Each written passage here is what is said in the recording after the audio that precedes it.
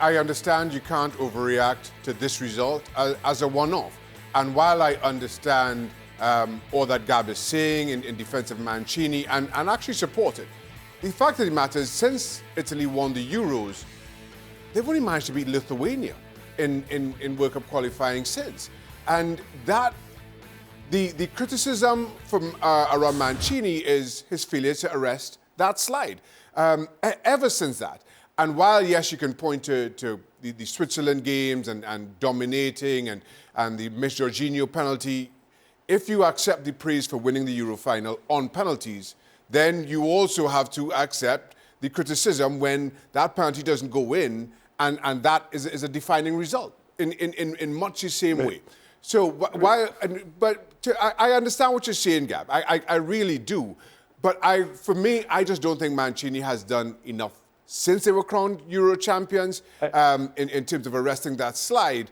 But given the body of work before, he's earned the right to stay on. He's earned the right to see Italy through this storm.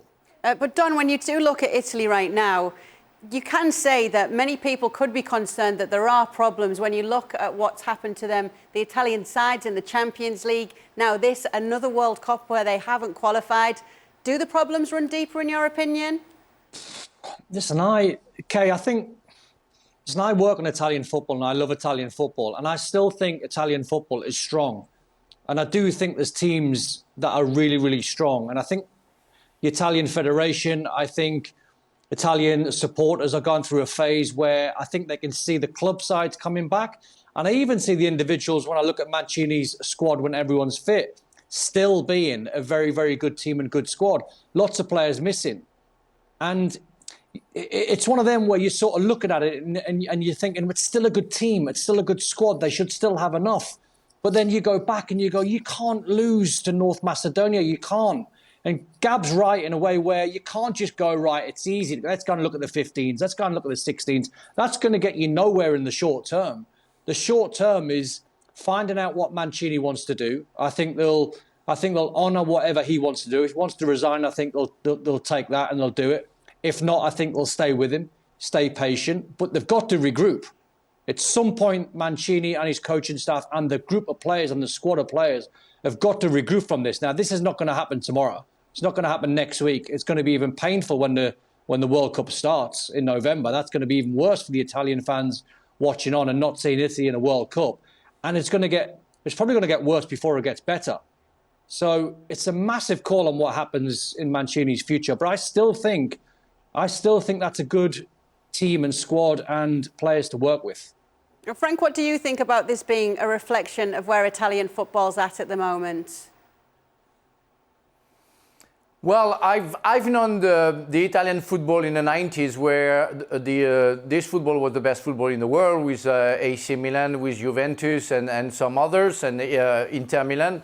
And I saw the descent of that culture and that Serie A, where I don't recognize the team that I used to see and the power of those clubs.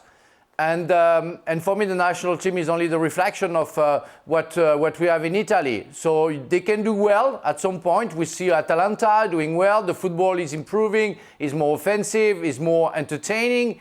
But the results are not there anymore if you compare with Spain, England, for example, or even Germany. So something has to happen, and I agree with the guy. It cannot be forgiven. You have to learn your lesson from there. You have to work on the mentality of the players. You know, I have a thought of Donnarumma and Verratti, who 2 weeks ago lost dramatically with Paris Saint-Germain in Champions League, and tonight they lost against North Macedonia. It must be awful for those players, but they have to react. They are so-called very talented players, maybe the two best players in their position, but they have to show that to the world. And we all talk about one thing when we are professional, it's consistency. And we don't see consistency in Italy anymore, like we see in England, in Germany, or in Spain. Gab, I'll give you the final word on this, on what this actually means for Italian football. I think it's a reality check. I think the mature reaction is to look at where you are, look why you went out. I agree with the boys that you can't make excuses for it, and there can be no excuses for it.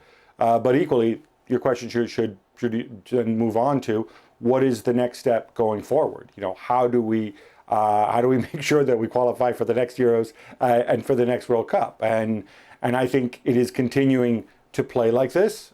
There are fair questions about generations of talent and where these top players are. Is the national team a reflection of the leagues? I don't know. I mean, Belgium and France are pretty good. Their leagues aren't on a par with, say, the Premier League. So I don't know that those two things always go necessarily hand in hand. But what I do think is Italy cannot stop playing the way they're playing right now, which is playing with courage, dominating the opposition, wanting the ball, pressing. This is how top teams play. Now, if you go out and you do it with players who aren't necessarily top players in certain positions, then maybe you'll get beaten, especially if on top of that you screw things up. But this is the way forward. I don't think there's any going back to something else. And my sense is, from what they said tonight, that's how the FA feel about it as well. Thanks so much for watching ESPN on YouTube. And for more sports highlights and analysis, be sure to download the ESPN app. And for premium content and live streaming, subscribe to ESPN Plus.